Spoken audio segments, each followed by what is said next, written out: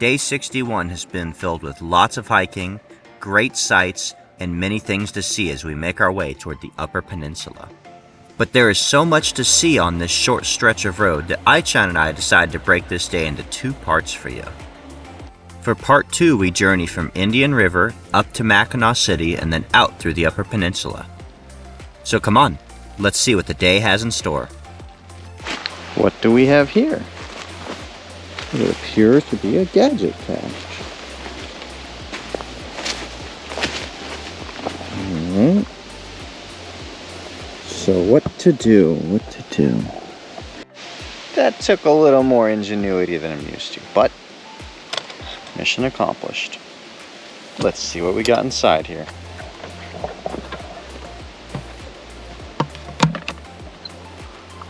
Haha, 'tis the prize.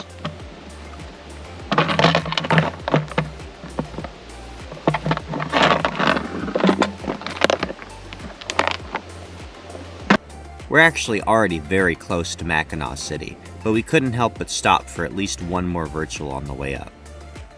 Since there were no pets allowed though, I did this one by myself.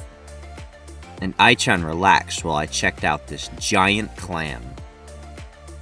Then, just like that, we were there in Mackinaw City. Let's see if the dog can keep me behaved. Nope, because it turns out I was drooling all over myself as soon as I saw this bridge. And there are lots of great artworks around town to drool over as well. Having gotten our first view of the bridge from the west side, we immediately popped over to the east side to get another look. From Watam Park, we were very close to Shepler's Mackinac Island Ferry Terminal. So we had the best seat in the house to watch the ferries running back and forth on their way to and from the island. Not to mention the phenomenal view of the Big Mac Bridge you can get from this park as well. Then it was off to see the Icebreaker Mackinaw WAGB-83. Known as the Queen of the Great Lakes, she was the largest icebreaker out on the lakes. Finally decommissioned in 2006, she enjoyed 62 years of service in her career. And, sticking around long enough to see the ship, we got to see more ferries leaving in and out of the terminal. If you want to make your way over to Mackinac Island, you've got plenty of options and availability to do so. And I'll admit, hopping a ride on one of these ferry ships did seem very tempting. Instead, we decided to take our time taking a walking tour of Mackinaw City. To say that Mackinaw City was interesting would be a great understatement. It was very unique in a lot of ways. Not only did we not see any big box chain stores, but it seems to be one of the few places where small town shops are doing just fine. We were so distracted by the businesses we almost missed this memorial, which is located right next door to the American Legion building, and directly across the street from the city's Veterans Memorial. For such a small area on the waterfront, they sure did manage to pack in a lot of history, art, and sights to see. We really just could not get enough. Aichan and I are here in the heart of Mackinaw City. It's just a little past 4 o'clock. We had a delicious lunch/breakfast. Right across the street over there at the Pancake Shack.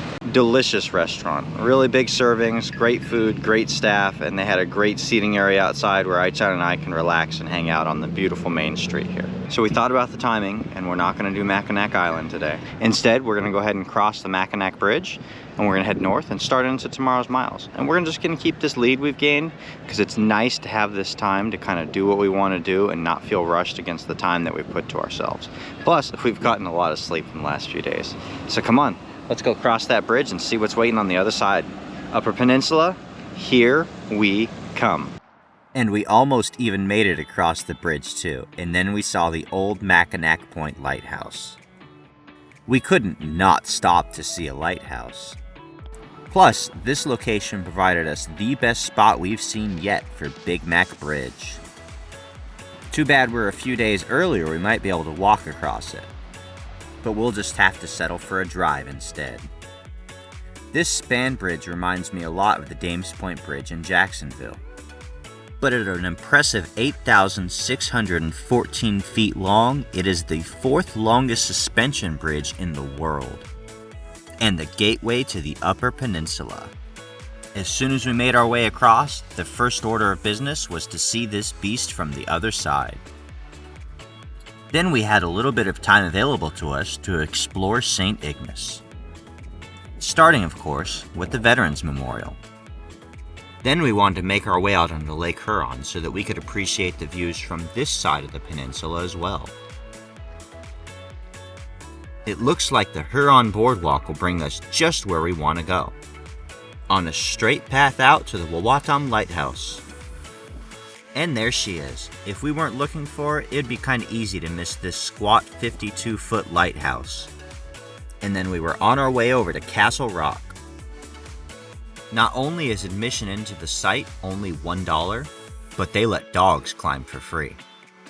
Ai-chan was very excited when we walked in the building and was more than happy to follow the yellow footprints out to the other side. That excitement quickly faded, however, when she saw what it was we were about to do. Yep, that's right, puppy. Just a short climb up those stairs to the top of the rock. Easy peasy lemon squeezy. We're gonna take those stairs like champions, okay? You ready to hit it, girl?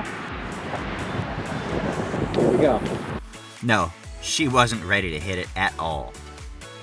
But she's a good dog, she won't back down from a challenge, and she certainly won't let a two legs beat her to the top.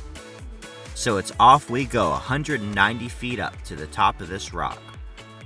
There's a lot of local myth and lore surrounding Castle Rock, but all of it likely needs to be taken with a grain of salt. It was created by the erosion of the surrounding land during the Wisconsin glaciation.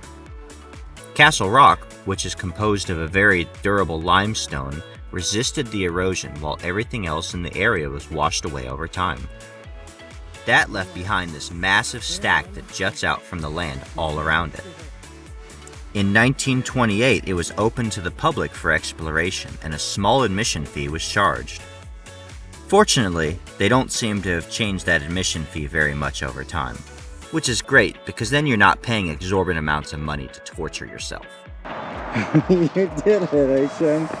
You did it. That little ramp is nothing compared to what you just did. When you reach the top of Castle Rock, you're greeted by the patriotic sight of an American flag flapping over the I-75 far below you.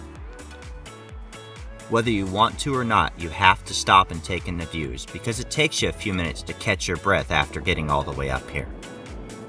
I'd like to say the dog was the one I was waiting on, but let's be honest here.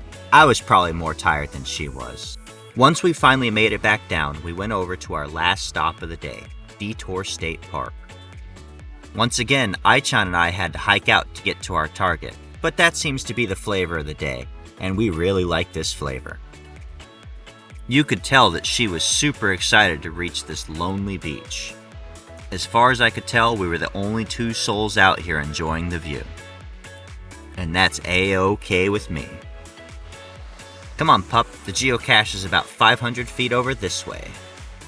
We didn't bring a flashlight with us, and the sun was setting quickly, so it was important to get in there and make the find before we lost the last light of the day. It took me a minute, but I found it. Can you see it yet? Keep your eye on the prize. Yep, there it is, at the top of this tall branch. Tricky little guy, you gotta come down from there. That's alright, this is a problem that is easily solved with gravity. Let's open this bad boy up and see what's inside. I also gotta love the use of the electrical tape here. This is totally something I would do. Yeah, not looking too bad in there at all. Everything is dry and in nice condition, including the logbook. I added a bit of swag for good measure though.